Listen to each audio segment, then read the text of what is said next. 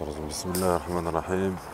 والعاقبة للمتقين ولا عدوان إلا على الظالمين. ونشهد أن لا إله إلا الله ولي الصالحين ونشهد أن محمدا عبده ورسوله. Salam alaikum aux musulmans croyants sincères. Alors je vais rentrer directement dans le vif du sujet pour pas perdre de temps parce que j'ai pas beaucoup de temps. J'ai beaucoup de choses à faire, notamment dans l'adoration, parce que c'est le ce pourquoi je suis ici sur terre, comme nous l'a dit Allah subhanahu wa ta'ala, وَمَا خَلَقْتُ الْجِنَّ وَالْإِنسَ إِلَّا لِيَعْبُدُونَ. Et je n'ai créé les djinns et les humains que pour m'adorer. Voilà la vraie, la raison, pour le ce pourquoi on est là sur terre, c'est pour l'adoration, c'est pas pour autre chose. Malheureusement, ce qu'on voit, c'est que la plupart sont dans autre chose que l'adoration. Et même la plupart sont dans l'inverse de ce qui nous est demandé. Je ne vous apprends rien, il suffit de voir le monde, l'état du monde dans lequel on vit aujourd'hui. Et donc le sujet, c'est aussi sur les nouvelles techniques du colonialisme, donc ce qu'on appelle le néocolonialisme, et sur le monde occidental de manière générale. Donc pour vous dire que, en fait, tout simplement, le monde occidental dans lequel on vit, c'est un monde qui vous trompe, qui vous vante sa civilisation, mais qui est en fait un monde sauvage, qui se cache derrière des valeurs de démocratie, de droits de l'homme, mais qu'en réalité, c'est lui qui est derrière toutes les barbaries, les sauvageries qu'on voit, c'est-à-dire les guerres, que ce soit en Syrie, au Mali, en Afrique, en Afghanistan, partout, parce que ce monde occidental, il est comme ça.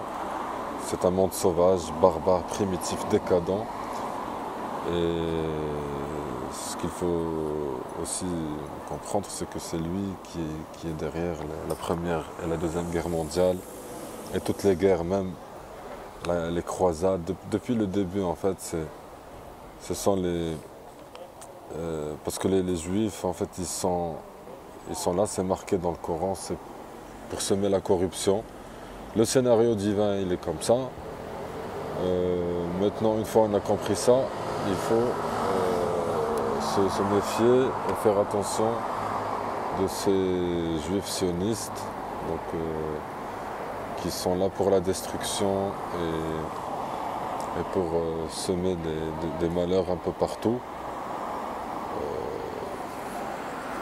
Parce que ils sont dans le mal, c'est comme ça, ils sont programmés comme ça. Donc toutes les guerres, c'est eux qui sont derrière. Et même en ce moment même, ils sont en train de mener de nouvelles formes de guerre, comme des virus. Donc pour pas trop rentrer dans le sujet, donc on vit tous actuellement ces périodes difficiles, que c'est eux-mêmes qui sont derrière tout ça pour détruire l'humanité. Et bien sûr, ils vont poursuivre. Ils ne sont pas prêts de reconnaître donc, ce qu'ils sont en train de faire de mal. Et ça va continuer jusqu'à ce que Allah va établir son ordre. Donc il n'y a que Allah qui pourra nous sauver de ces créatures et du mal en général. Un peu partout, donc voilà. Alors qu'est-ce qu'on fait? Que faire? Que faire? Eh bien, moi je dis qu'il faut revenir à Allah subhanahu wa ta'ala. Et parce que ces gens-là, ils savent rien faire d'autre que de la destruction, que tuer des innocents, et par dizaines de millions de personnes. C'est bien ce monde-là qu'on nous propose, et c'est malheureusement le monde dans lequel on vit, et ils prétendent être civilisés et tout ça. Donc c'est vraiment un monde criminel avec l'apparence du Père Noël. Donc ce monde occidental n'est pas gouverné malheureusement par les peuples, comme on nous montre les élections et tout ça. C'est pas vrai. C'est un monde qui est gouverné, qui est dominé par des groupes, des mafias de racketteurs, de banquiers, de profiteurs, de racistes et de haineux. Et le peuple, de manière générale, que ce soit des peuples orientaux ou occidentaux, dans la globalité, c'est des gens simples qui ne veulent pas faire la guerre à personne, mais ce sont les réseaux criminels qui contrôlent ces peuples en permanence, qui déclenchent ces guerres pour faire du profit, parce que derrière ça, il y a l'industrie pharmaceutique, il y a l'industrie de l'armement, il y a l'industrie des médias, il y a l'industrie voilà, l'économie, tout ça. Donc eux, c'est que le profit, mais les gens, ça ne les intéresse pas. L'humanité, ils s'en foutent, et même pire, ils veulent la détruire pour faire du profit. Donc ce sont des réseaux criminels qui sont derrière les populations et qui sont derrière les théories du complot, les théories de l'exploitation et de la tyrannie partout dans le monde. Et de manière très agressive en Afrique, dans les pays musulmans, là où il y a les enjeux. En Afrique, pourquoi? Parce que c'est en Afrique où il y a beaucoup de richesses. Donc c'est là où il y a des dictatures très très dures. Et voilà, donc c'est là où il y a les enjeux aussi, en Syrie, en Afghanistan, parce qu'il y a des enjeux. Il y a du pétrole, il y a des territoires, il y a de l'or, voilà. Donc, et eux, ils sont là avec leur beau sourire à défendre les droits de l'homme et la démocratie, alors que c'est eux en fait qui fomentent tous les malheurs, parce que c'est des réseaux diaboliques qui mènent des guerres haineuses contre l'humanité, et ils n'hésiteront pas une seconde à détruire toute l'humanité s'ils trouvent qu'il y a un intérêt à faire ça, et s'ils trouvent l'humanité faible et vulnérable, parce que ce sont des créatures, en fait, moi je les appelle même pas, je ne sais pas qu'est-ce qu'ils sont, mais ils sont tout sauf humains, qui n'ont ni foi ni loi. Un monde très dur. Voilà, c'est une réalité, et nous vivons aussi dans ce même monde-là qui est agité depuis très longtemps même. Mais là, comme ces derniers temps, ça s'accélère avec tout ce qu'on voit et tout ce qu'on entend, et toutes ces mesures de contrôle. Donc ça devient encore plus la dictature, plus le temps en avance dans le temps, et plus ça devient très dur et très... voilà. Donc un monde agité par les troubles, par plus d'épreuves, par des turbulences, des perturbations, et toute personne qui est honnête,